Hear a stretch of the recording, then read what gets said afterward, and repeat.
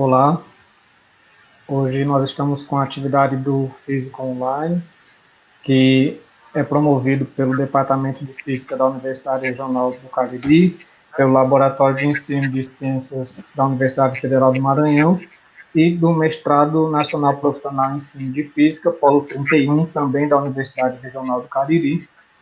E conforme prometido, hoje nós estamos aqui com a professora Carolina Aranha, e também junto da sala conosco para acompanhar essa gravação, excepcionalmente não vai ser ao vivo, o professor Eduardo, que é do Departamento de Física da Universidade Regional do Cariri. Então, nós vamos falar hoje sobre tecnologias digitais e metodologias ativas, ressignificando o ensino de ciências, com a professora Carolina Pereira Aranha, que é licenciada em Física pela Universidade Estadual do Maranhão, mestre em Física da Matéria Condensada pela Universidade Federal do Maranhão, professora do curso de Licenciatura em Educação do Campo, da Universidade Federal do Maranhão, e também, atualmente, coordenadora do respectivo curso, e participa do grupo de estudos e pesquisas sobre tecnologias digitais da educação, coordena o Laboratório de Ensino de Ciências e está atualmente cursando doutorado em Educação e Ciências e Matemática pela REAMET. Então, muito obrigado, professor Eduardo, por estar aqui conosco, e muito obrigado também, professora Carolina. A palavra é toda sua.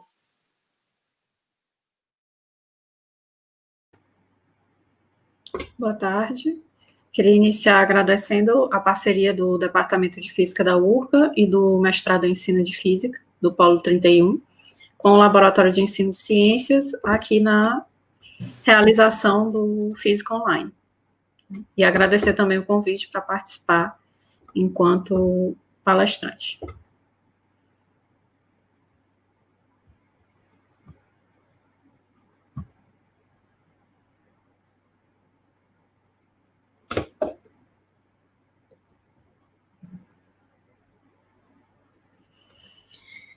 Então, hoje nós vamos conversar um pouquinho sobre tecnologias digitais e metodologias ativas voltadas para o ensino de ciências. Então, nós vamos considerar aqui nessa apresentação o que o Moran define por metodologias, que são grandes diretrizes que orientam os processos de ensino e de aprendizagem, que se concretizam em estratégias, abordagens e técnicas concretas, específicas, diferenciadas em contextos cada vez mais amplos, variados, flexíveis, interessantes e desafiadores. Então, toda vez que a gente falar em metodologias ativas, a gente está se referindo a metodologias de ensino, estamos entendendo essas metodologias como grandes diretrizes que orientam os processos de ensino, aqui especificamente ensino de ciências. Só que para falar de metodologias ativas e tecnologias digitais no ensino de ciências, a gente precisa definir três pontos, né? O que eu entendo como papel da escola, quais são as competências e qualidades que eu gostaria que os meus alunos desenvolvessem ou aperfeiçoassem, e o que eu quero realmente para o ensino de ciências. Então, eu trouxe aqui para a gente a definição do Pérez Gomes, né, do que seria o papel da escola, pensando em por que utilizar metodologias ativas com tecnologias digitais, assumindo, né, que as finalidades da escola, seu próprio projeto de vida, pessoal, social e profissional, para percorrer o seu próprio caminho, da informação ao conhecimento e do conhecimento à sabedoria. Então, o Pérez Gomes, ele frisa bastante isso, né? Como sair da informação para o conhecimento e do conhecimento para a sabedoria. O papel da escola é nos auxiliar nesse processo. Ele também indica 3 qualidades, que ele chama de qualidades humanas, né, mas são competências desde que a gente não entenda como meras habilidades, né, não entenda competências de uma forma técnica. Então, ele define 3 qualidades humanas como fundamentais para a era digital. A capacidade de usar e comunicar o conhecimento de forma disciplinada, onde ele quer dizer que é de forma crítica, pois o aluno tem que ser capaz de identificar quais são as informações que realmente vão lhe auxiliar a alcançar o seu objetivo, né? Quais são as informações que são de fontes confiáveis para serem utilizadas e quais ele pode utilizar para alcançar o seu objetivo. E criativa, porque ele tem que pensar em formas diferentes de utilizar essas informações, né, de forma sistematizada, buscando o conhecimento, e também precisa ser criativo para comunicar esse conhecimento.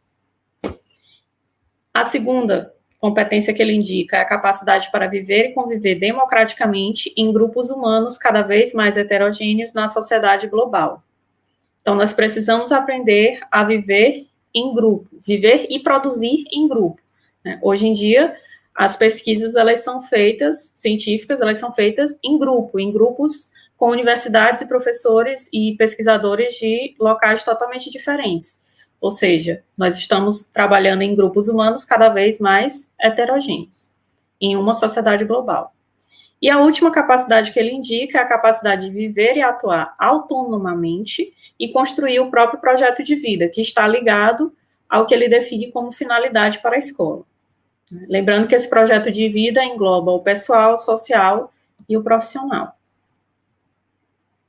Então, além de definir o que nós entendemos como a finalidade da escola e quais as competências que nós pensamos em que os nossos alunos, desejamos que os nossos alunos desenvolvam ou aperfeiçoem, a gente precisa pensar também qual é o ensino de ciências que nós queremos, né? O que queremos para e com o ensino de ciências. Nós queremos alunos que sejam capazes de repetir fórmulas sem entendê-las, né, sem saber como aplicar, sem saber simplesmente repetir determinado resultado, que é considerado como correto, ou nós queremos alunos que sejam capazes de criar, de entender como que uma proposta do governo para a energia, por exemplo, né, para a matriz energética do país dele, é vantajosa ou não, quais são as desvantagens, quais são as vantagens. Então, nós estamos assumindo aqui que queremos, com o ensino de ciências, formar cidadãos críticos que sejam capazes de transformar o mundo ao seu redor, né, pensando em um mundo mais justo e um mundo ambientalmente também mais consciente. Então, esses 3 pontos, eles estão interligados e eles nos dizem o porquê de utilizar metodologias ativas, entendendo que toda metodologia de ensino que coloca o aluno como centro e o professor como mediador, considerando uma inter-relação entre educação, cultura, sociedade, política e escola, é considerado uma metodologia de ensino ativa. Então, nas metodologias ativas, o foco é o aluno, né? O aluno que está no centro do planejamento do professor. O que eu quero que esse aluno desenvolva, o que ele precisa aprender, de que forma eu posso desenhar o caminho para auxiliá-lo a sair da informação para o conhecimento e do conhecimento para a sabedoria. Pensando o termo ativo é exatamente porque o aluno, ele assume, né, dentro dessa metodologia, um papel ativo. Essa transformação da informação para o conhecimento, do conhecimento para a sabedoria, é um papel do aluno, né? O professor, ele auxilia no processo. Então, pensando em metodologias ativas, eu trouxe alguns exemplos, não vou tratar de cada um deles separadamente porque o tempo é pequeno, né? Existem muitas outras metodologias ativas, além dessas que estão listadas aqui, e é preciso também frisar que eu não preciso utilizar somente uma delas, né? Que o que nós queremos aqui não é uma fórmula de bolo, mas eu preciso conhecer o fundamento de cada uma delas, o que se pretende com cada uma delas, para a partir daí identificar qual o melhor caminho para auxiliar meus alunos no processo que eu desejo, no ensino de ciências. Então, aqui dessa lista, a gente vai falar um pouquinho mais sobre sala de aula invertida e aprendizagem por jogos, que são também as 2 metodologias nas quais eu tenho mais experiência.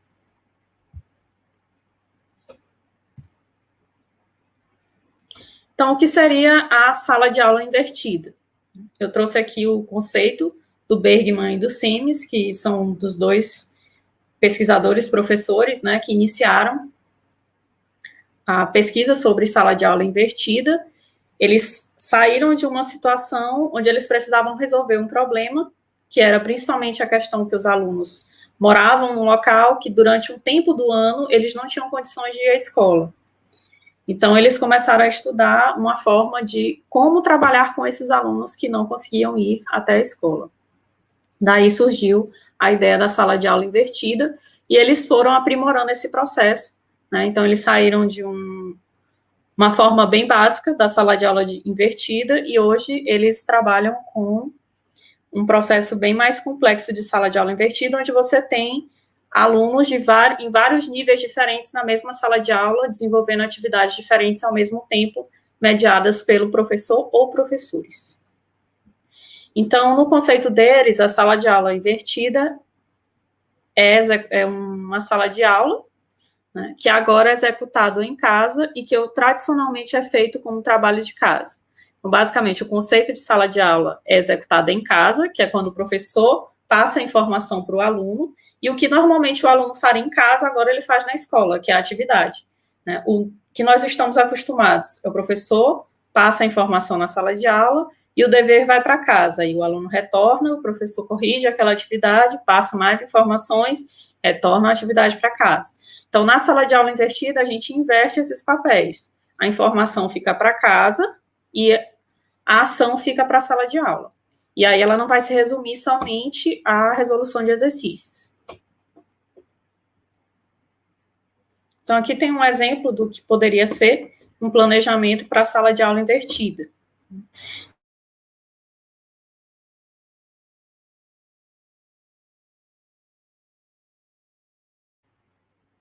Então, antes da aula, o que eu posso programar para o meu aluno antes da aula? Eu posso produzir vídeos, e o ideal é que você não utilize videoaulas, já que se a sua intenção é que o vídeo seja de aula, que você não utilize videoaulas. Mas se você quiser utilizar vídeos que não são produzidos por você, estão disponíveis principalmente no YouTube, isso é possível.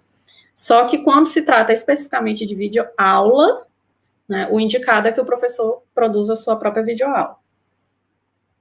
Podcasts, que são materiais mais leves, textos, slides interativos, atividades, jogos e simulações. Então, você pode utilizar qualquer uma dessas estratégias, né, entre outras que você tiver também em mente, antes da aula, para o aluno ter acesso à informação.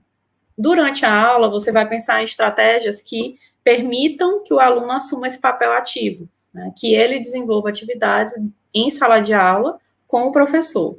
Se a gente pensar especificamente em física e matemática, a maior parte da dificuldade dos alunos está na resolução dos exercícios, né? Às vezes os alunos em sala de aula têm a sensação que eles estão compreendendo o assunto, mas no momento que ele passa para a resolução de exercício, ele sente a dificuldade e consegue identificar quais são as dúvidas.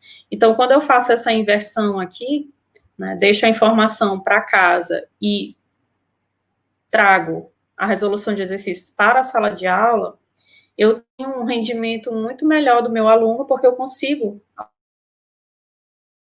mediar esse processo de uma forma bem mais eficiente, porque eu estou ao lado dele enquanto as dificuldades e as dúvidas estão surgindo. Então, você pode trabalhar com discussão, resolução de exercícios, e aí pensando em resolução de exercícios de modo personalizado. O que é que eu quero dizer com de modo personalizado? Você pode criar exercícios em níveis diferentes. Na sala de aula, a gente sempre tem alunos que estão mais avançados e alunos que têm mais dificuldades e uma média. Então, eu posso ter 3 listas diferentes, ou eu posso ter listas com níveis diferentes, para que os alunos tentem avançar nesses níveis. Então, eu tenho que pensar sempre em atividades que respondam a todos os alunos que eu tenho em sala de aula. A realização de experimentos em sala de aula, desenvolvimento de projetos, grupo de verbalização, júri simulado. Então, tudo isso aqui são estratégias de ensino. Entrevista planejada, eu posso trazer alguém, né, ou fazer uma videochamada com uma pessoa especializada no assunto que a gente está discutindo. E aí, os alunos precisam fazer um resumo dessa entrevista e também interagir com esse convidado. Rotação de estações, que é quando eu tenho atividades diferentes na sala, e os alunos, não necessariamente uma completa a outra, né, e os alunos vão rotando entre essas estações. Então, numa mesma aula, ele tem a possibilidade de realizar atividades diferentes, trabalhar aí habilidades diferentes, buscando objetivos diferentes. Produção de vídeos, animações, infográficos e etc. A questão da avaliação e do feedback é porque a avaliação ela é feita durante todo o processo e o feedback ele precisa ser imediato. Então, por exemplo, se você enviou para o aluno aqui um vídeo que, junto com esse vídeo, tinha um questionário do Google Forms. Então, é necessário que esse questionário ele dê um feedback imediato para o aluno. Não tem como você cadastrar lá o feedback, né, ou ter, no caso, um período para você dar esse feedback antes do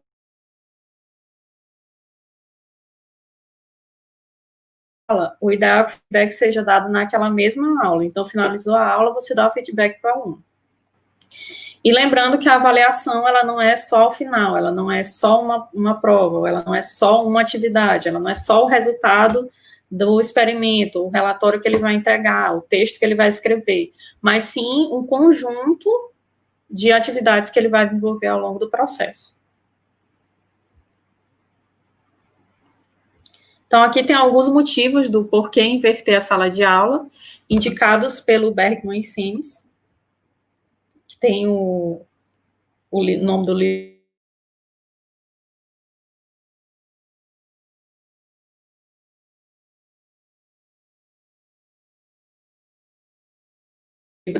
Aquelas atividades que foram enviadas para casa no tempo que eles têm disponível.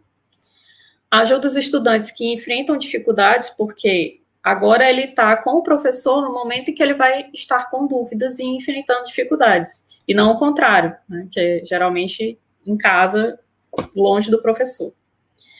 Ajuda os estudantes com diferentes habilidades a se superarem, porque, lembrando que a gente, durante a aula, tem sempre que pensar em atividades que sejam não é úteis, mas sejam interessantes tanto para o aluno que está com mais dificuldade, quanto para o aluno que tem mais facilidade. Então, para que todos consigam avançar. Cria condições para que o aluno estude no próprio ritmo, né? Então, quando você pensa aqui na resolução de exercícios em sala de aula, de forma personalizada, não é obrigatório que todos os alunos cheguem no mesmo número ali, no mesmo final da lista de exercício que foi programado, né? Então, é interessante que você, por exemplo, utilize uma lista de exercício durante 3 aulas, para que você dê ao aluno a possibilidade dele trabalhar no próprio ritmo. Assim como quando ele está em casa, ele consegue também trabalhar no próprio ritmo, porque se ele está com um vídeo, ou um podcast, ou até um texto, ele lê quantas vezes ele precisa, ele dá pausa ao vídeo do professor, o podcast, anota alguma coisa, ele consegue retomar, né, um tempo anterior, coisas que às vezes muitas vezes a gente não consegue fazer em sala de aula, né? Por vezes o professor repete algumas informações, mas não é da mesma forma. Aumenta a interação professor-aluno, porque esse processo aqui ele não vai funcionar se eu não tiver essa relação professor-aluno, enquanto o aluno está realizando as atividades antes da aula, e durante a aula é obrigatório, né? Porque senão isso aqui não funciona.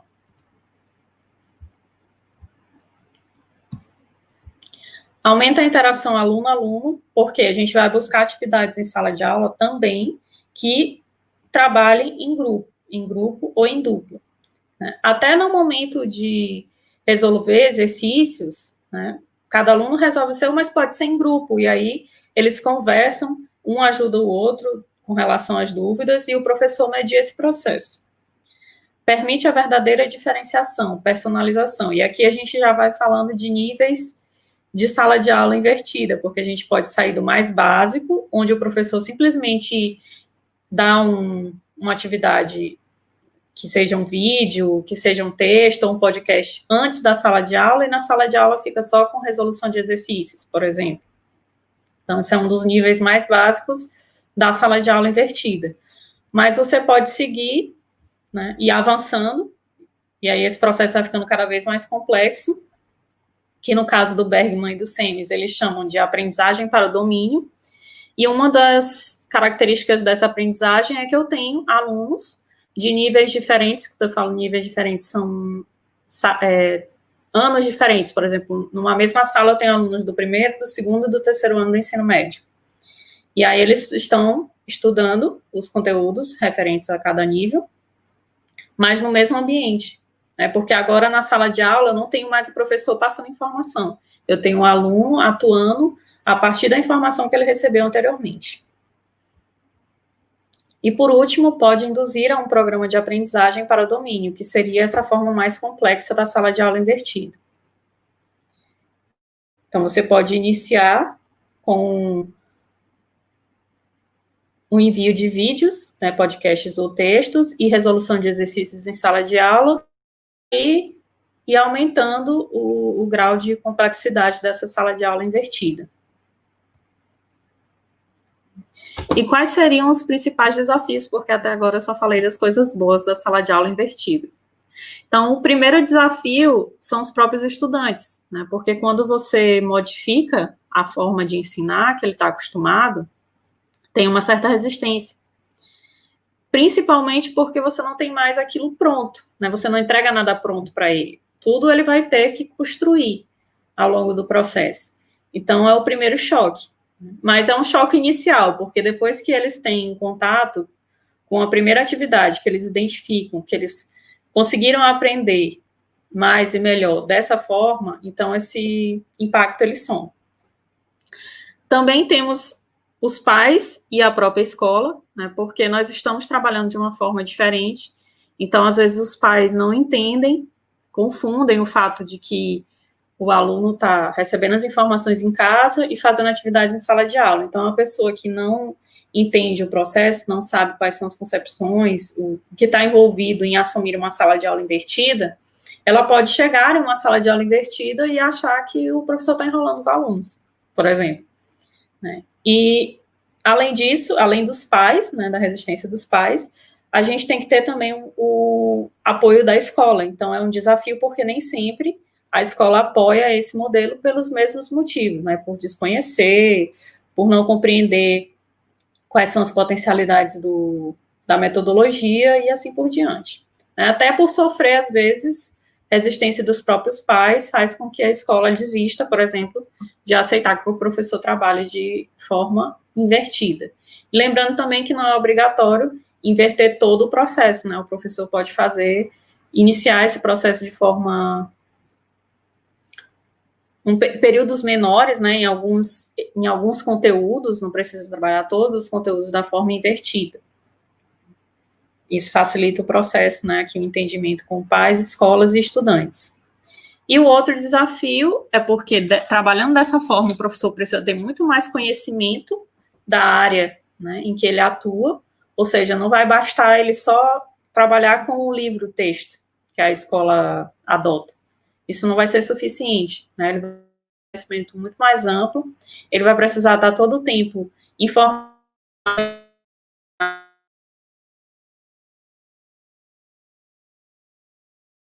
e de um planejamento que vão exigir dele muito mais tempo, né, muito mais criatividade e, ao mesmo tempo, também conhecimento, porque se ele não tem conhecimento da área dele profunda, ele não consegue pensar em formas diferentes de explorar um determinado conteúdo, tendo como base qual é o objetivo que ele pretende alcançar com aquela estratégia de ensino.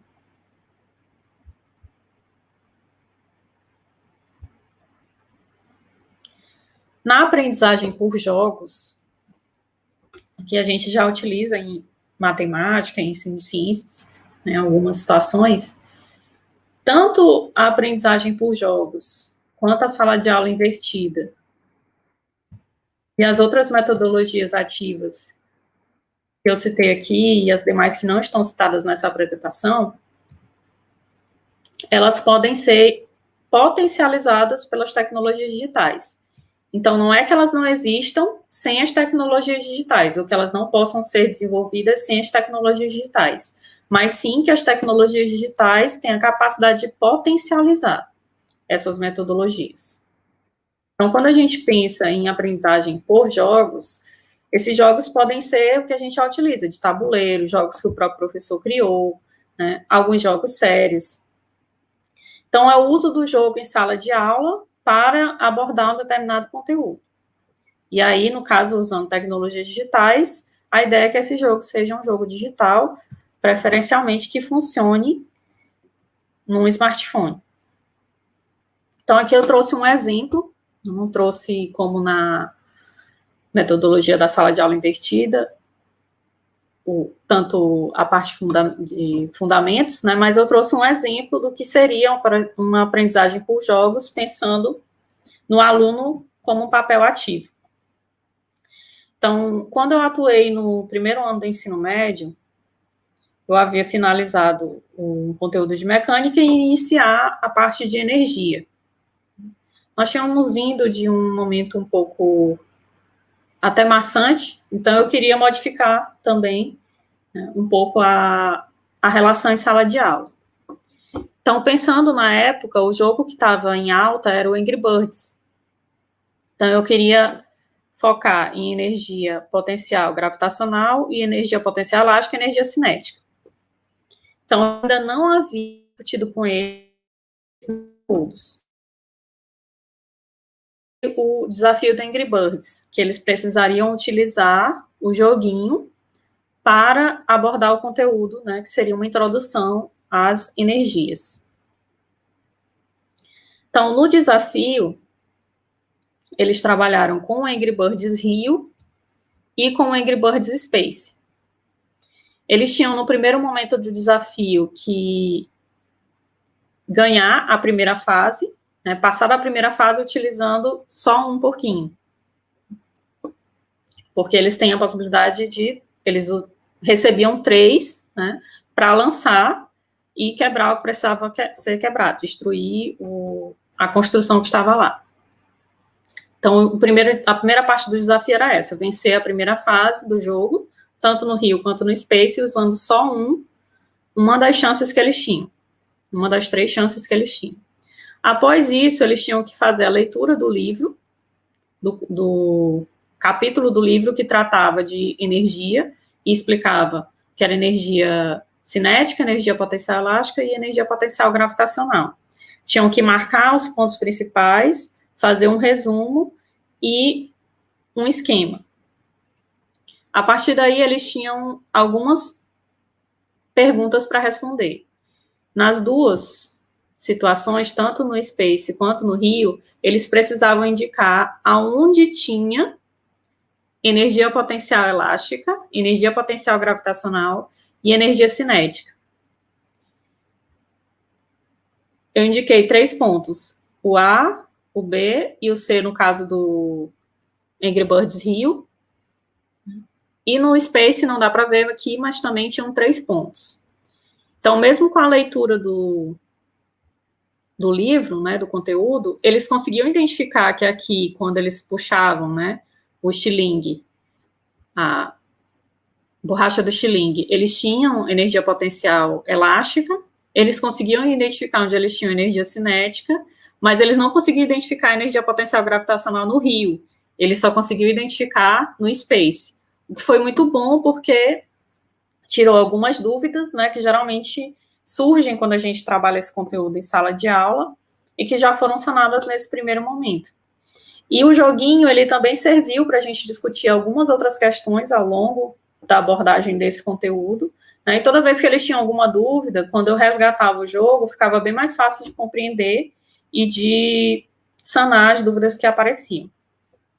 Então, aqui tem um link para um trabalho que a gente escreveu baseado nos resultados, né, na minha experiência em sala de aula do primeiro ano. Foi numa escola privada, eles tinham acesso ao tablet e tinham acesso à internet na escola, né, então isso, claro, facilitou o processo, mas na mesma época eu trabalhava numa escola pública e eu consegui trabalhar com esse mesmo desafio na escola pública, né, porque eles precisaram somente baixar uma vez o aplicativo do celular de uma das pessoas da equipe e utilizar durante a aula. Então, eu separei alguns aplicativos também que nós podemos utilizar no ensino de ciências, pensando nas metodologias ativas e nas estratégias que colocam o aluno como centro. Então, como eu falei no começo, a ideia não é trazer fórmula de bolo, né? É mostrar de uma forma geral quais são as possibilidades que existem, e o professor precisa buscar fundamentos, precisa entender o que ele quer alcançar, né? Como ele pode colocar o aluno no centro desse processo, e a partir daí a gente vai precisar de bastante criatividade e conhecimento do professor para fazer isso funcionar em sala de aula. Então, eu trouxe alguns exemplos de aplicativos e de plataformas que a gente pode utilizar com qualquer uma dessas metodologias que eu citei, qualquer estratégia considerada como ativa. Então, aqui tem um aplicativo de química, né, que o nome é Lab de Misturas. Ele tem disponível tanto no iOS quanto no Android. Então, nesse aplicativo aqui, eu tenho a possibilidade do aluno fazer algumas experiências. Então, por exemplo, eu posso passar um roteiro, pensando na sala de aula invertida, um roteiro de experiência para ser desenvolvido dentro desse aplicativo, com algumas perguntas que vão estar no questionário do Google Forms, e ele vai receber o feedback automático. E em sala de aula, a gente pode preparar ou pensar em atividades mais complexas, que podem ser dentro desse mesmo aplicativo ou outras atividades. Aqui tem um aplicativo de moléculas, então ele tem várias possibilidades de moléculas, o aluno consegue ter uma visão 3D, ele modifica a forma como ele visualiza as moléculas, tem informações sobre elas, sobre o elemento, né? Então o professor pode atrelar uma pesquisa dentro desse aplicativo com um questionário, ou uma pesquisa dentro desse aplicativo com a produção de um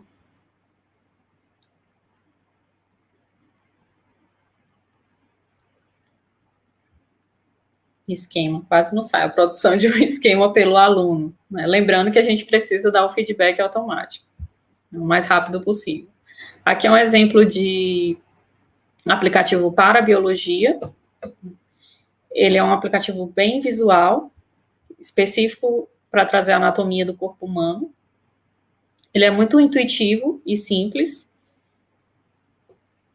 Está em português, apesar do nome ser em inglês.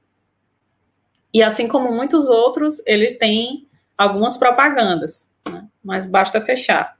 A maior parte dos aplicativos hoje em dia, eles têm uma parte paga e uma parte que é grátis, né? Geralmente, os que são totalmente grátis, eles têm essas propagandas. Então, só tem que tomar cuidado para fechar e não abrir e fazer alguma compra aí indevida. E, no caso, orientar os alunos para que eles não façam isso. Então, esse aplicativo aqui, ele é interessante porque ele permite uma visualização que não seria feita normalmente em sala de aula. O professor poderia ter até alguns modelos, mas até isso é muito difícil, principalmente na escola pública. Então, ele traz um aporte visual, né, que nós não temos nos livros, principalmente considerando a manipulação que o aluno pode fazer.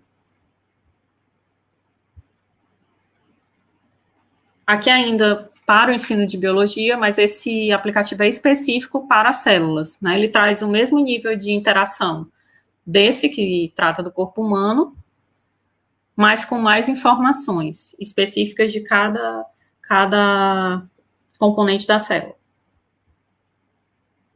Então, esses aplicativos, eles podem ser utilizados pensando em uma atividade para casa ou uma atividade em sala de aula, e de forma diversa, vai depender do que o professor quer alcançar, né? É só uma introdução, ou então é um aprofundamento do conteúdo. A partir daí eu vou ter que definir como eu vou realizar essa atividade, né? Como eu posso utilizar o aplicativo em si, né? Assim como a tecnologia em si, ela não faz o serviço do professor. O professor utiliza as tecnologias como ferramentas para potencializar o processo de ensino-aprendizagem. Esse aplicativo aqui é um aplicativo que só tem no iOS, no Android, e no iOS ele só tem a versão para o tablet, ele não tem a versão para o smartphone. Eu sou suspeita para falar porque eu gosto muito desse aplicativo. Ele é totalmente grátis. Você pode trabalhar para introduzir conteúdos, você pode criar, né, uma atividade para o aluno desenvolver dentro dele, para introduzir um conteúdo, para aplicar um conhecimento ou até para fazer uma avaliação. Então, como eu disse, vai depender muito da criatividade do conhecimento do professor. Então, dentro dele eu tenho algumas simulações, em algumas o aluno pode interagir, em outras não. Em algumas ele pode mudar os parâmetros, em outras não. Mas a maior parte, esse parâmetro pode ser modificado. Então, dependendo do que eu quero alcançar com a atividade, eu posso trabalhar com essas simulações que ele me oferece, né, de formas variadas. Então, aqui eu trouxe uma citação do Martins, do Folhais e do Paiva, que diz que as simulações devem ser utilizadas para desenvolver antes. Muitas das vezes a gente vê o professor utilizando as simulações, mas só para demonstrar algo. Ou seja, ele usa na frente da sala, né, naquele processo informativo, para demonstrar algum conceito. Então, a ideia aqui é que o aluno interaja com o aplicativo. Claro, baseado num roteiro que o professor vai produzir, né, porque tem que ter um objetivo. Mas quem vai manipular, quem vai modificar os parâmetros, quem vai identificar a relação entre eles é o aluno e não o professor. Então, além desses aplicativos que são mais específicos para o ensino, a gente pode utilizar outros aplicativos que não foram criados para isso, mas que são muito úteis quando a gente pensa no ensino de ciências voltado para formar cidadãos críticos. Então, a gente tem aqui o Flipaclip, o Stop Motion e o Movav, né, que são aplicativos para produzir animações e vídeos. Há uns 5 anos atrás, né, quando eu trabalhei no ensino médio, eu passei a solicitar que os alunos gravassem os experimentos e editassem pequenos vídeos, porque é uma linguagem muito mais próxima deles, né, do que chegar à frente da sala de aula e apresentar o experimento. E eles tinham que fazer tanto o vídeo do experimento em si, que tinha que ser apresentado em sala de aula, né, quanto os bastidores. Então, eles tinham 2 vídeos para fazer. Porque no dos bastidores eu consegui identificar quem estava trabalhando, quais foram as dificuldades que eles tiveram, né, como foi o processo, se foi realmente interessante para eles ou não. Então, falando um pouquinho de cada um desses aplicativos, começando pelo Flipaclip, que é um aplicativo que permite fazer algumas animações. Aqui está uma animação bem mais elaborada, então vai depender muito do aluno, né, do grupo que vai estar trabalhando com esse aplicativo, mas você consegue fazer animações só com boneco de palito. Então, qualquer pessoa consegue fazer uma animação nesse aplicativo, dependendo do seu grau de... não é de qualidade, do seu grau de intimidade, digamos assim, com o desenho, né? Isso vai ficar muito mais elaborado ou menos elaborado, mas qualquer pessoa consegue fazer, ele é bem intuitivo. Você faz frame a frame, pode apagar, pode inserir texto, modifica o fundo, você pode copiar, né? Então você vai copiando a cada frame e fazendo a modificação que você deseja para ter o movimento. Como a gente fazia antigamente, né? Desenhando em várias páginas do livro, e depois passava o livro rapidamente e a nossa mente entende que ali há um movimento. Então, de que forma eu poderia utilizar o Flipaclip em sala de aula? A ideia seria que o aluno produzisse uma animação para demonstrar algum conceito, seja de física, química ou biologia. Eu consigo enxergar mais conceitos de física, né, mas com certeza os professores de biologia e de química poderiam apontar, né, usos dele no ensino de química ou de física, ou de biologia. Aqui em cima, pode ser que eu esqueça, eu coloquei as lojas, né, que a gente encontra esse aplicativo. Então, o Flipaclip está tanto no Android quanto no iOS.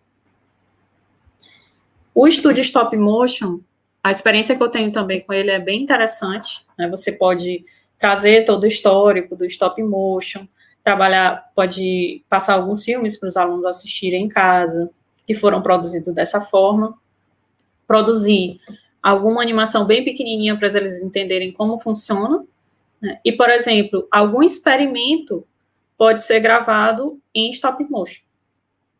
Seria uma experiência bem interessante para os alunos fazer a gravação do experimento em stop motion ao invés de usar o vídeo deles sendo gravado. O Movavi Clip, ele tem nas duas, iOS e Android, mas ele tem uma versão grátis e uma versão paga. Então, tem que só prestar atenção, né? A versão grátis, ela vem com o logozinho do Movavi, mas ele é bem completo em relação às outras opções que nós temos, é leve e ele é intuitivo. Então, por isso que eu indico, caso o professor não conheça aplicativos de edição, esse é um bom aplicativo para ele iniciar esse processo. Então, voltando, a ideia aqui é que os alunos produzam algo a partir do conhecimento, né, que eles estão desenvolvendo. Pensando em sair da informação. Então, produção de história em quadrinhos. Hoje em dia eu trabalho com as tecnologias digitais, né, mas a minha primeira experiência com produção de história em quadrinhos, ela foi com recortes de livros e revistas. Então, eu fornecia aos alunos livros e revistas, eles faziam um recorte para criar a história em quadrinhos. E quem sabia desenhar tinha a liberdade de desenhar o seu próprio quadrinho. No caso, era utilizado para trabalhar leis de Newton, né? Os alunos tinham que montar histórias em quadrinhos, onde havia aplicação, tinha uma história na qual eu tinha aplicação de uma ou de todas as leis de Newton. E não era para ter uma pessoa, era para... Então, quem me explicava depois eram eles, só para eu ter certeza de que eles sabiam o que eles estavam indicando ali no quadrinho. Então, aqui eu trago 3 aplicativos que podem produzir histórias em quadrinhos. Na verdade, são 2 aplicativos e uma plataforma. Então, esse aplicativo aqui, ele é totalmente grátis, ele tem muitas funções, só que ele é limitado no sentido dos personagens, né? Porque são todos aqui do mundo Gatu. Mas tem como modificar o plano de fundo, tem como modificar os personagens, eu tenho como colocar objetos, tem formatos diferentes de balõezinhos. Então, esse daqui ele é bem completo. E ele está disponível tanto no Android quanto no iOS. Já o Comic Book, você pode fazer com que o próprio aluno ou as pessoas que convivem com ele sejam a história em quadrinhos. Né? Então, ele pode montar a história em quadrinhos a partir de fotos. Então, o aplicativo ele transforma as fotos para o formato de história em quadrinhos, e aí a gente tem aqui todos aqueles itens próprios das histórias em quadrinhos que podem ser inseridos na história que está sendo criada. Só que esse aqui só tem no iOS, né? Mas tem aplicativos semelhantes no Android, que tem o mesmo propósito. Só lembrando que todos eles é possível compartilhar, todos esses que eu estou mostrando aqui, é possível compartilhar via WhatsApp, né, ou e-mail, o que foi criado. Essa plataforma, como eu disse, não é um aplicativo, é uma plataforma, a Pixton, ela só é grátis durante 7 dias. Então, se o professor desejar utilizar essa plataforma, ele tem que ter em mente que é possível criar o que ele está solicitando em 7 dias. Porque após 7 dias, o aluno não vai mais conseguir baixar ou criar novas historinhas, porque ele vai precisar entrar na versão paga. Mas, de todos, é o que é mais completo. Ele tem personagens bem diferentes, tem uma gama muito grande de planos de fundo, de objetos que podem ser inseridos, e a qualidade do quadrinho que é gerado no final é muito boa. Então, se for possível realizar a atividade usando essa plataforma, eu indico, porque ela é muito interessante, né? Ela abre possibilidades muito maiores do que os outros aplicativos, mas, em compensação, precisa ser uma atividade que pode ser realizada em 7 dias, para que o aluno possa baixar ao final desses 7 dias e compartilhar com quem ele deseja ou seja necessário. Então, aqui é só para lembrar, né, que independente da metodologia que eu vou utilizar, se eu estou considerando que eu quero colocar o aluno como centro, que ele seja o responsável pela construção do seu próprio conhecimento, que eu, enquanto professor, atue somente como mediador, somente até... não é interessante usar somente, né, porque não é simples, é muito mais complexo do que passar informações. Eu preciso ter em mente que eu vou precisar de muita criatividade, eu tenho que planejar as minhas atividades todas com foco no aluno, lembrando que eu tenho alunos em estágios diferentes de aprendizagem e eu preciso atender a todos eles. Eu preciso fazer a avaliação durante todo o processo e dar sempre o feedback. E, além disso, eu preciso, quando eu falo em metodologias ativas, usando tecnologias digitais, eu preciso ter o domínio tanto das ferramentas, quanto o domínio dos conceitos pedagógicos e da área que eu estou trabalhando em questão, seja ela física, química ou biologia. Então, uma coisa não se faz desatrelada da outra, né? Eu preciso ter os dois conhecimentos aqui caminhando juntos. E quando eu falo domínio das ferramentas, não quer dizer que você vai precisar conhecer ao pé da letra todas as funções de cada um dos aplicativos que você vai utilizar ou das plataformas que você deseja trabalhar. Mas você precisa conhecer o básico, o mínimo, precisa estar aberto também a que os alunos lhe deem sugestões de aplicativos ou plataformas que podem ser utilizadas, né? E mesmo que você não conheça naquele primeiro momento, que você esteja aberto a sugestão e buscar informações sobre ela. Muitas das vezes os próprios alunos lhe ajudam a conhecer a nova ferramenta, novo aplicativo ou plataforma. Então, não é um trabalho simples, né? Sair da posição de informante para a posição de mediador é desafio, muito tempo, muito conhecimento e muita criatividade. Mas é extremamente gratificante e, pela experiência que eu tenho, né, permite que o aluno alcance uma aprendizagem muito mais próxima daquilo que a gente deseja do que o ensino no qual a gente simplesmente passa informações. O que não quer dizer que nós não vamos utilizar em momento nenhum uma aula expositiva dialogada. O ideal não é que você utilize qualquer uma dessas metodologias que foram citadas aqui, ou outras metodologias que vocês vão encontrar indicadas como metodologias ativas, como fórmula de bolo, né? Mas sim um mix entre elas. É importante conhecê-las, é importante conhecer o fundamento, porque se você não tiver conhecimento, você não tem como usar a criatividade para alcançar os objetivos que você está lançando. Então, além desses aplicativos, eu separei também algumas plataformas que são online, né? Tem o Nearpod, o Powtoon e o MindMentor, que são todas ferramentas online, e o Canva. O Canva, ele dá possibilidades desde a apresentação de slides até infográfico. Então, eu trabalho bastante com os alunos com infográfico e eu faço as minhas apresentações no Canva. Só voltando aqui, esses três, né, são aplicativos, não, são plataformas que lhes permitem criar slides interativos. Então, alguns deles lhe permitem criar um slide, no meio do slide tem uma pergunta, né, ou tem um gráfico que o aluno precisa analisar. Você pode direcionar para um vídeo, de uma forma mais simples do que um PowerPoint, e do vídeo tem uma pergunta, né? Então, eles são plataformas que lhe permitem criar slides diferentes, pensando no momento, por exemplo, anterior à sala de aula. Então, você consegue colocar também áudio nos slides, assim como os vídeos. Então, além dessas plataformas que lhe permitem criar slides interativos, ele permite criar apresentações mais não interativas, mas aqui você pode utilizar o Canva para que o aluno crie algo, e não o professor. né? Principalmente os infográficos, alguns posts para Instagram. Então, voltando, vai partir da criatividade do objetivo que o professor pretende alcançar.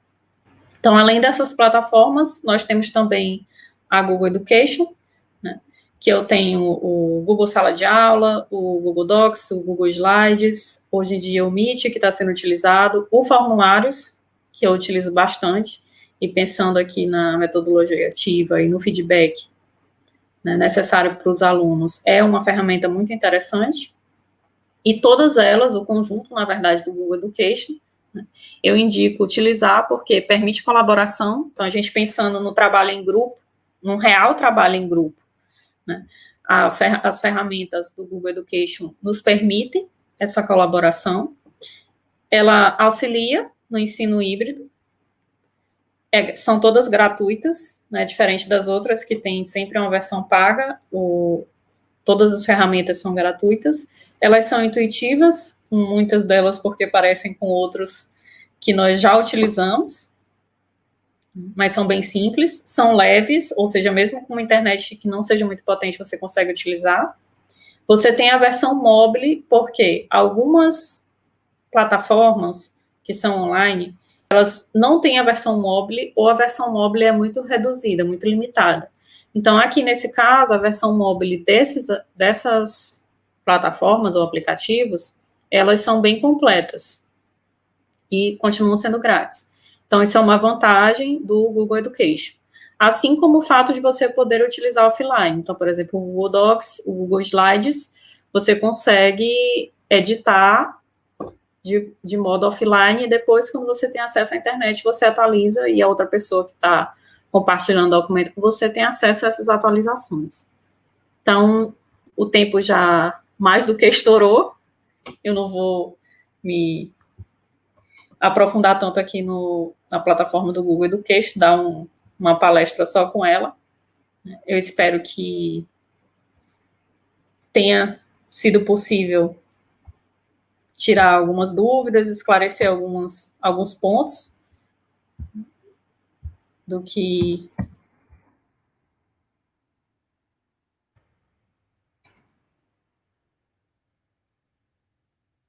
nós queremos trazer aqui, tratar quando falamos de metodologias ativas no ensino de ciências com tecnologias digitais, e o ressignificando é pensando principalmente em colocar o aluno realmente como centro desse processo, para que a gente consiga alcançar um objetivo que já falamos há muito tempo, que é de formar cidadãos críticos capazes de atuar no mundo em que estão inseridos.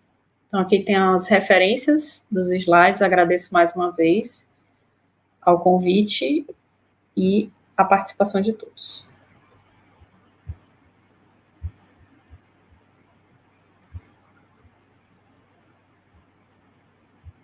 Nós que agradecemos, professora Carolina. E agora a gente vai ter a participação do professor Eduardo, para ajudar aqui no diálogo. Então, vou passar a palavra para o professor Eduardo. Primeiro, quero Por favor, professor. parabenizar a Carolina, né, porque ela fez uma palestra aqui muito boa, muito esclarecedora, num sentido de aplicação dessa forma de dar aula, aula invertida, né? Eu, particularmente, assim, tinha muita dúvida de como fazer essas coisas, né? Eu mesmo, assim, porque eu venho de uma forma muito tradicional de ensino, né? Minha formação foi muito tradicional. Eu ainda dou aula muito tradicional, assim. 90% das minhas aulas são tradicionais, né? Quando eu posso é que eu levo no laboratório, faço alguma coisa um pouco diferente, isso já cativa muito os alunos, né? Assim, quando você diferencia qualquer coisa, o professor Nelson Sturges, o Moreira, eles falam, qualquer coisa que você fizer diferente já anima os alunos, né? É muito, muito bom. Você no começo falou de competências, né? E eu, assim, só queria que você, se você puder me dar um exemplo de competência e habilidade, porque competência leva ao conceito de habilidade, né? No sentido, no intuito de que você está tá tendo aí, das suas possibilidades aí. E outra coisa, quando você fala aí de competências, você está falando das competências dos professores ou dos alunos? Certo. Então, primeiro é da competência dos alunos, mas se a gente pensar nessas competências que eu apresentei, os professores também precisam desenvolver essas competências, né? Caso contrário, eles também não vão conseguir auxiliar os alunos nesse processo. Né? Mas elas são realmente voltadas para o aluno. Que a gente tem que ter essa questão em mente. Com relação a dar um exemplo do que seria competência e o que seria habilidade, isso está certo, né? A competência, ela leva às habilidades. Então, deixa eu ver se eu consigo formular aqui uma competência e uma habilidade, pensando nessas que eu apresentei. Então, se a gente pensar na competência, capacidade de utilizar e comunicar o conhecimento de forma disciplinada, crítica e criativa. Então, se eu pensar capacidade de comunicar o conhecimento de forma criativa, seria uma competência. Uma habilidade seria criar um infográfico que informe, por exemplo, nossa situação aqui da Covid, né, que informe quais são as formas de transmissão da Covid. Então, o meu aluno, ele está com a capacidade geral, capacidade de utilizar, ou de comunicar o conhecimento de forma criativa. Então, ele vai comunicar o conhecimento e vai ser de uma forma criativa, porque ele vai utilizar uma ferramenta específica, né, que trabalha a imagem, que trabalha o texto de forma simplificada, que seria o infográfico. Então, criar um infográfico para informar determinado conteúdo, seria uma habilidade, por exemplo, é bem específica, né, mas é uma habilidade que está dentro dessa competência maior. Tá ok. Tá. Não, eu acho bem legal isso aí. É como se fosse, assim, mesmo transmitindo, né, você pode, a partir da comunicação, o desenho seria uma habilidade para transmitir alguma mensagem, né? Sim. Não é isso? Assim, foi o que eu entendi, mais ou menos, né? Aí você tocou no assunto, né, que era a questão da negociação, né, digamos assim, você vai propor para os pais e alunos, você propõe para os alunos, mas os pais vão com certeza intervir, dependendo da faixa etária do aluno, né? Então o pai vai intervir, o pai ou a mãe vai intervir, porque eu vejo assim, a grande massa hoje dos pais ainda foram formados pela forma tradicional. Isso. Né? E de repente você propõe uma coisa que isso é bem diferente para a gente que foi formado nesses moldes, né? Acredito que até era diferente para você quando você se deparou com isso também, então, muito Sim. Provavelmente, né? E quando você propôs isso para os alunos, os pais vão saber, porque com certeza, meu filho tem 12 anos de idade. Aí tudo que faz na escola, né? Eu sei. Aí, bom, no final das contas é que você propõe essa metodologia de sala de aula invertida, aí os pais, 100%, vamos supor, 100% dos pais, não é uma possibilidade pouco é uma possibilidade muito provável, né? 100% dos pais de uma certa localidade, não aceitarem de jeito nenhum essa forma, né? Então, o que você faria? Eu acho que o primeiro momento, no caso, se for sala de aula invertida mais especificamente, porque ela muda muito o processo, né? Diferente das outras que se você usar pontualmente, não vai mudar tanto assim, o impacto não vai ser tão grande, principalmente com os pais. Mas qualquer atividade, na verdade, diferente que você vá propor em sala de aula, o interessante é que você apresente aos pais primeiro, né? A gente, na verdade, principalmente na escola pública, por motivos diversos, a gente acaba deixando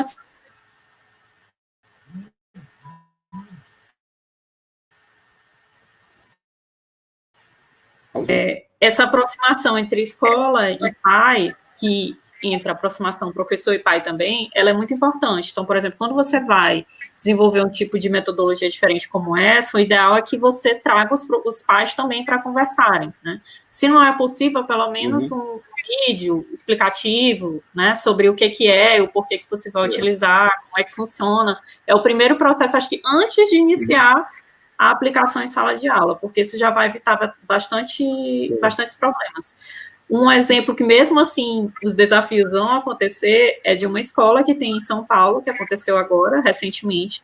Ela é uma escola que ela funciona como sala de aula invertida. Essa é a proposta da escola. Ou seja, quando eu coloco meu filho lá, teoricamente, eu sei que é assim que funciona. Mas, mesmo assim, agora na pandemia, eles tiveram alguns problemas com os pais que estavam entendendo que os professores não queriam dar aula. Porque ficou bem mais evidente, porque agora o pai estava acompanhando, né? Porque o aluno está em casa assistindo a aula. Então, o pai estava acompanhando e ficava achando que o aluno não estava estudando, né? O professor não estava dando aula suficiente para o aluno. Então, é uma relação bem delicada, mas é possível vencer, e os pais, eles, assim como os alunos, eles compreendem no momento que você vai passando por esse processo e eles veem que está funcionando. Então, mas tem sempre o primeiro momento de impacto, de resistência. Eu sei como é que é, porque eu vejo o meu filho aqui, estou afastado para tratamento de saúde, né? E o meu filho estuda, ele dorme aqui no mesmo quarto que eu, estuda, eu acompanho ele estudando, ele vai assistir aula, eu acompanho ele assistindo aula, ele vai fazer as atividades, eu acompanho ele fazendo as atividades, e o professor, eu como professor, eu vou entender toda a ação que o professor vai fazer, né? Mas eu fico imaginando se um pai lá que não tem conhecimento da área, né, tal, às vezes dá para entender que o pai teria problemas com isso, né? Mas no caso da escola do meu filho, é uma escola muito tradicional, não vou ficar citando o nome aqui, porque não convém, né? Mas é uma escola tradicional, acaba agradando a todos, né? Talvez um professor ou outro façam alguma coisa diferente. Agora, assim, você, na sua palestra, eu fiquei pensando uma coisa, né? Que você fala em acompanhamento, né? Então, você deve fazer o mapeamento do conhecimento prévio dos alunos, né? E, assim, como é que é, assim, a cada momento em que ele se depara com um novo conceito? Ele vai se deparar com de cara, ele vai começar a estudar física pela primeira vez. Aí você dá digamos assim, levanta os conhecimentos prévios dele a respeito daquele assunto, e depois que ele vai começando a construir um conhecimento prévio mais elaborado, você vai fazendo esse levantamento também para dar continuidade. E eu faço essa pergunta até porque, assim, desculpa, Carolina, muita gente acha que essa história do conhecimento prévio é exclusividade do Ausubel, né? Não é. O Ausubel é apenas um cara que usa, assim, a teoria de Ausubel é uma das teorias que usa essa ferramenta de levantamento de conhecimentos prévios, né? Então, essa pergunta para mim já basta. Depois o André faz o resto aí. Sim, é importante trabalhar com os conhecimentos prévios dos alunos. Por isso que quando você pensa, por exemplo, na sala de aula invertida, nessa atividade que você vai fazer em casa, você pode pensar em 3 etapas de atividade, por exemplo. A primeira, para identificar o conhecimento prévio dele, e aí o feedback, aquele feedback na hora, tipo, ele tem até tal dia para responder, digamos, um questionário, né, que é para a gente avaliar o conhecimento prévio dele. A partir do que eu vou obter dessa resposta de todos os alunos, aí eu adapto as outras atividades. Na época, outra coisa, um ponto legal da sala de aula invertida, por exemplo, quando a gente deixa para corrigir na sala de aula os exercícios que a gente costuma fazer, a gente acaba corrigindo todos, né? Ou só muito os que a gente sabe que eles vão ter dificuldade. No processo da sala de aula invertida, alguns exercícios eles faziam em casa, não todos, né? E em sala de aula, como eu tinha o feedback na hora, eu conseguia, por exemplo, passar as questões que eles não tinham dificuldades e ir direto para abordar aqueles que estavam com mais problemas, né, com mais dificuldade de compreensão ou de análise da atividade. Uhum. Mas o conhecimento prévio, ele vem em todo momento. E só uma observação, se a gente pensar assim, como é que eu posso fazer sala de aula invertida no começo do primeiro ano do ensino médio para trabalhar com física, né? Considerando que o aluno nunca viu física, porque geralmente acaba que eles não veem no nono ano, né? A não ser na escola privada, na escola pública. Em geral é assim, né? Então, vai ser o primeiro momento dele com a física. Como é que eu vou fazer já de sala de aula invertida? Não vai dar certo esse negócio. Então, o primeiro passo é aqui, lembrar que a gente não precisa fazer todo o processo invertido, né? Ele pode ser momentos. Então, eu posso ter um momento de informação em sala de aula. Se é o primeiro momento do aluno com o conteúdo em si, com a área, né? Não tem por que eu já iniciar com a sala de aula invertida. Então, eu posso iniciar com uma outra atividade, que também não necessariamente vai ser só informacional. E eu tenho também que lembrar que, enquanto professor, eu tenho liberdade para modificar a ordem dos conteúdos, né? Eu não preciso seguir aquela ordem que está no livro didático, a ordem que me passaram. Porque se a gente pensar no primeiro ano do ensino médio, por exemplo, na escola que eu trabalhava, eu tinha a possibilidade de deixar a parte da cinemática para o final. Porque no ano que o aluno vai trabalhar função em matemática, mas aí já começa com cinemática em física. Ele não sabe nem o que é função, mas a gente já está trabalhando cinemática em física. Né? Então, é complicado. Então, o ideal começa com outros conteúdos, né, que não exigem essa ferramenta matemática, e deixa a cinemática, que é até mais complicada para os alunos, para o final do ano, porque ele já vai ter a ferramenta matemática em mãos. Né? Então, isso vai ser bem mais tranquilo. E tenta relacionar suas aulas com o professor de matemática. Né? Esse trabalho em conjunto também, que a gente acaba não fazendo nas escolas, ele é muito importante para fazer esse ensino funcionar. Espero ter respondido. Não, com certeza respondeu muito bem. Eu fico muito feliz pelas suas respostas, são bem claras, né? bem inteligíveis, né? Para qualquer pessoa. Porque é uma coisa que eu acho interessante de você falar isso aí também, nessa última fala, é que muitas pessoas, inclusive professores, acabam confundindo se você vai usar uma metodologia, tem que usar ela toda, né? E como você bem disse, você pode mesclar justamente a tradicional com aquela nova. A tradicional não está excluída, como você falou durante a palestra, acho que no momento você falou isso aí, ou foi agora nas perguntas, não estou lembrado.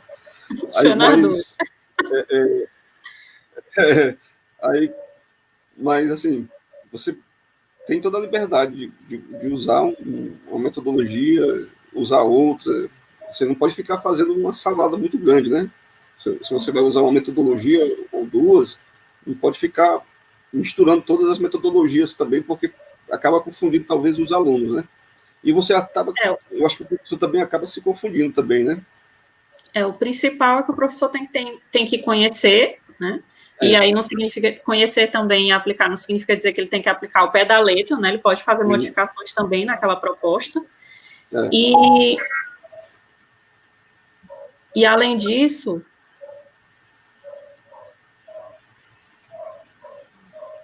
eu me perdi aqui porque tocou o celular. Vai cortar depois, viu, André? Deixa eu lembrar agora, eu me perdi até da pergunta. Eu estou me movendo aqui direto por conta da minha cirurgia. Aí por isso que... A questão da salada que ele estava falando. Lembrei. Então, pois o primeiro passo é o professor conhecer, né, os fundamentos daquela metodologia, ter em mente que ele pode fazer as modificações, desde que elas atendam aos objetivos dele, né, ter em mente quais são os objetivos que ele pretende alcançar, né, quais são as competências que ele deseja que o aluno desenvolva. Então, tudo isso que vai definir quais, quantas e como ele vai utilizar essas metodologias e estratégias em sala de aula. Certo. Só para finalizar, eu achei interessante que você falou no começo das minhas perguntas, é que é importante que o professor detenha também essas competências que ele vai passar para os alunos. Se não tiver domínio das competências que os alunos querem, né, que ele quer dos alunos, aí como é que ele vai cobrar dos alunos, né? É mais isso assim. É difícil ajudar alguém a chegar a algum lugar se eu não passei pelo mesmo processo, né? Se eu não conheço o caminho. Tá bom, André. Passa a palavra para o André agora. Não, agradecer o professor Eduardo pelo diálogo.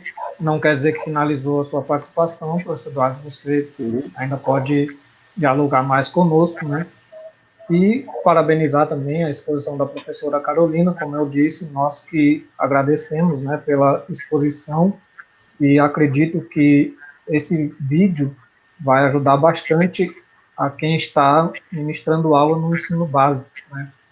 Que, apesar de ter mencionado aquele trabalho do Conedu, se eu não me engano, ele é de 2015 ou é 2016, né, que foi em Natal, e então isso já traz pelo menos aí 4 anos atrás que já tinha essa possibilidade de se trabalhar com ferramentas digitais, de trabalhar com aplicativos, e na verdade isso foi muito mais intensificado agora e foi uma preocupação muito maior porque estamos enfrentando uma pandemia.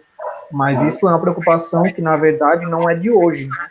Isso já é uma preocupação antiga e que por diversas razões não vem sendo implementada, né? Eu não vou aqui adentrar quais são os motivos que levam a isso, principalmente na escola pública, né?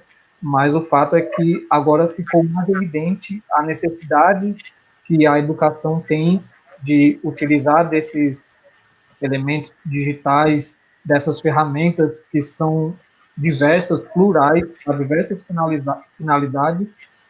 O que a professora Carolina traz aqui é um recorte extremamente pequeno, com base na experiência que ela tem. Então, se você utiliza de outra ferramenta, não quer dizer que você tenha que abandonar a ferramenta para usar o que a professora Carolina trouxe. E ela disse várias vezes, e eu faço questão de reforçar, a ideia aqui não é apontar uma receita de bolo. Não é uma receita de bolo. Aqui é exatamente para provocar e apontar algumas possibilidades, mas a realidade da sala de aula, do seu fazer docente, é quem vai lhe dar o caminho, né, algumas possíveis ferramentas que você pode usar, inclusive quando ela chama a questão da habilidade e o domínio das ferramentas. Não quer dizer que você tem que ser o expert naquela ferramenta, mas você precisa conhecer o básico para você conseguir iniciar, estimular o seu estudante para que ele utilize, né? E fazendo não propaganda das ferramentas, né? Mas já utilizando uma que todo mundo conhece, é bem popular, que é o PowerPoint. Muita gente não gosta de usar o PowerPoint, acha que o PowerPoint está ultrapassado, mas ele tem algumas coisas interessantes, que é, por exemplo, o ícone 3D. Quase ninguém conhece que existe o ícone 3D dentro do PowerPoint, que você consegue, por exemplo, na biologia, eu já olhei, tem célula, você consegue fazer um zoom na célula, consegue fazer rotação, então você muda a perspectiva de olhar do aluno para aqueles elementos. Tem da física, tem da biologia, tem da química, e muitas pessoas desconhecem. Então, você que usa PowerPoint, que estiver assistindo esse vídeo e ministra a aula, procura ícone 3D se tem no seu, se não tiver, você atualiza o seu pacote Office, porque ele é muito importante e interessante para o seu aluno. Como o professor Eduardo chamou a atenção para a gente, quando você muda um pouco daquilo que é o tradicional, você prende a atenção dos alunos que estão ali e que muitas vezes o conteúdo tradicional não vai prender a atenção. Não sei se a professora Carolina quer comentar alguma coisa, se quiser, pode falar. Só porque tu falou do PowerPoint, aí tem uma opção no PowerPoint que acho que quase ninguém conhece, que, na verdade, é utilizar uma função do PowerPoint para criar um jogo. Aquela função de link, né, que lhe leva a um outro slide, ela lhe permite criar assim, uma infinidade de jogos. Então, é uma ferramenta bem simples, que a maior parte dos professores tem à mão, né, mas muitas pessoas não conhecem, não sabem como. E aí a gente precisa do conhecimento pedagógico, do conhecimento da área, né, e da ferramenta, no caso, para utilizar em sala de aula. Exatamente. Então, para não me alongar muito no diálogo, tem uma coisa que a gente sempre chama atenção no momento de apresentação. E quando fala no momento de apresentação, independe se é a apresentação de caráter educacional ou de apresentação de caráter comercial, do ponto de vista do marketing, né? Quando você vai construir uma apresentação, a primeira coisa que você tem que pensar não é na apresentação em si. A primeira coisa que você tem que pensar é no conteúdo que você vai inserir dentro da apresentação. Porque se você não tiver conteúdo dentro da apresentação, não vai ser uma apresentação bonitinha, com florzinha aqui, animação dali, com transição que vira não sei o que lá, que vai chamar a atenção, que vai prender, que vai vender o seu produto, encarando nós como professores e professoras, que nós também vendemos produto. Nosso produto é o conhecimento, né? Então a gente pode encarar dessa forma. Então, no primeiro momento que o público se depara com esses itens que chamam a atenção diferentes, ok, passa 5, 10 minutos, se não tiver conteúdo, vai dispersar. Então, isso a professora Carolina também foi feliz na apresentação, e eu faço questão de reforçar. Não adianta fazer uma apresentação belíssima do ponto de vista de layout, de elementos gráficos, se você não tem conteúdo. Então, não adianta você também querer utilizar de ferramenta X, Y, aplicativo, colocar com plataforma que você consegue desenvolver de maneira síncrona e assíncrona, e não tenha um conteúdo lá dentro. Por isso que a professora Carolina fez questão de frisar. A gente precisa conhecer esses elementos, precisa do conhecimento pedagógico, mas a gente não pode esquecer que o conhecimento específico ele também é importante. Senão, não vai ser a utilização dessas ferramentas que vai suprir a lacuna do seu conhecimento específico, não é o conhecimento pedagógico que vai suprir também a lacuna do seu conhecimento específico, que você precisa fazer a transmissão para os seus alunos. Na verdade, o que foi utilizado aqui são estratégias e ferramentas, mas o conteúdo é você, professor, que tem que pensar e tem que saber para poder dialogar e construir junto com o seu corpo de estudante. Então, deixar à vontade aí, se vocês quiserem comentar alguma coisa, professora Carolina, professor Eduardo.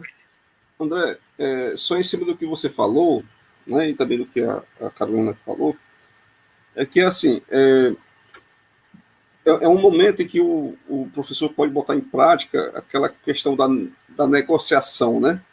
Tipo assim, o professor, eu vejo meu filho aqui, ele já usa muito melhor o celular, o computador do que eu. Meu filho só tem 12 anos de idade e já está muito mais hábil nessas ferramentas do que eu, né?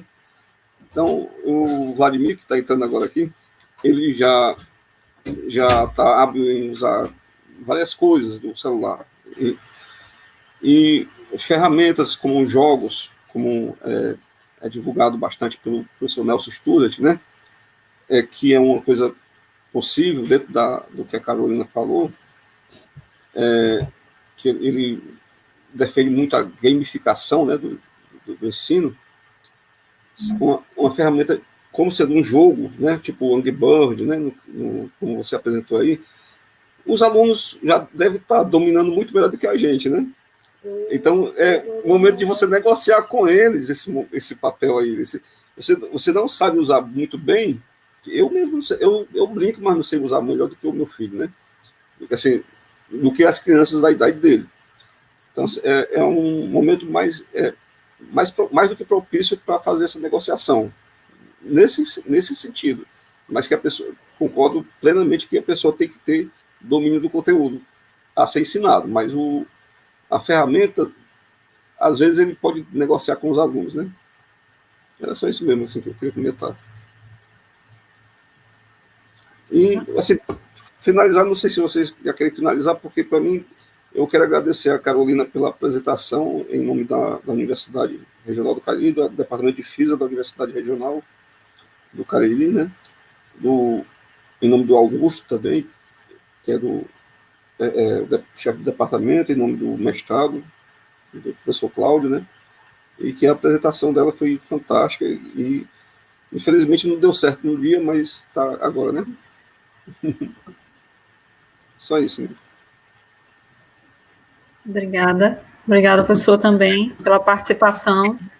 Agradecer mais uma vez também o mestrado e o departamento pela parceria com o Laboratório de Ensino de Ciências, né? Está sendo uma parceria muito importante para a gente, uma experiência muito, muito bacana. Agradeço por terem gostado, agradeço também pelas contribuições, né? Foram bem interessantes.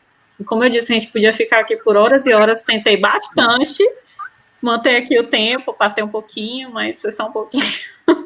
Então, a gente pode ter outras conversas mais para frente. Quem quiser também entrar em contato, qualquer coisa para tirar dúvidas. Não lembro se eu deixei no slide, mas o professor André pode colocar na descrição do vídeo. Muito obrigada. Sim, posso inserir na descrição do vídeo o seu e-mail. E, mais uma vez, agradecer a participação do professor Eduardo, do Departamento de Física da Universidade Regional do Cariri. Também agradecer a professora Carolina pela apresentação, muito necessária nesse momento que estamos vivenciando, e para o pós-Covid também, não só para esse momento, mas para o pós-Covid.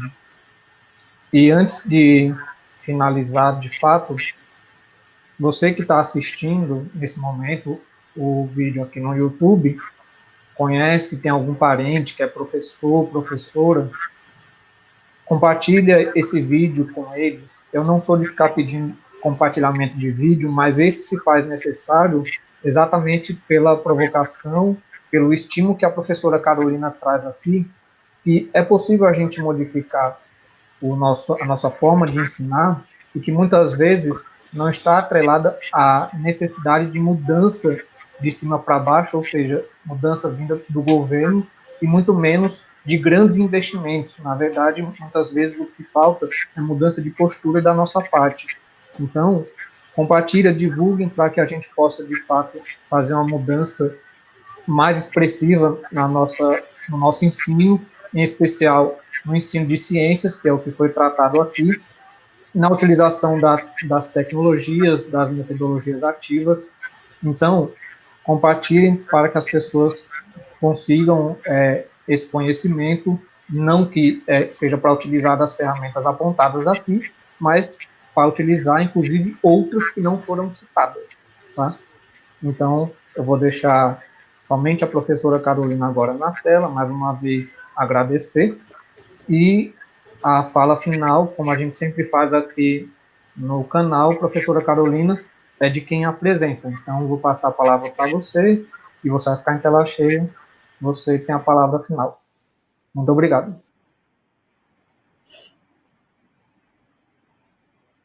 Então, obrigada mais uma vez. Espero que a palestra sirva como provocação, como o professor André falou, é só um pedaço bem pequenininho, né, alguns exemplos, e como eu disse várias vezes durante a palestra, né, depende muito da criatividade. Então, se eu tenho conhecimento da área, eu tenho conhecimento pedagógico que me fundamenta, né, eu preciso somente mais da criatividade para tornar esse processo bem mais interessante, né, e permitir que meu aluno passe pelo caminho do informação ao conhecimento, conhecimento à sabedoria. Então, mais uma vez, muito obrigado ao Departamento de Física e ao mestrado de Ensino de Física da URCA. E a todos que estão assistindo a palestra, todos e todas.